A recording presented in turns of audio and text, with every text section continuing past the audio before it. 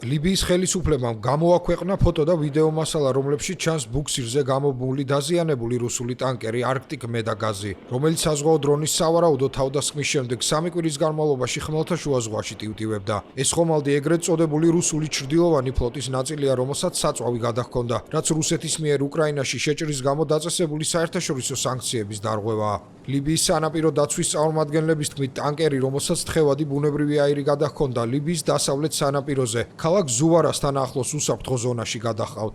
ლიბიის ეროვნულმა ნავთობ კორპორაციამ გასულ უქმეებზე განაცხადა, რომ ისინი იტალიის ენერგეტიკულ კომპანიასთან თანამშრომლობენ ტანკერის ნაპირზე უსაფრთხოდ გადასაყვანად და ეკოლოგიური კატასტროფის თავიდან ასაცილებლად. რუსეთის ხელისუფლება აცხადებს, რომ Arctic Medagaz-ი მალტის წყლებთან ახლოს უკრაინულმა საზღვაო დრონებმა დააზიანეს. ეკიპაჟის ყველა წევრი ცოცხალია.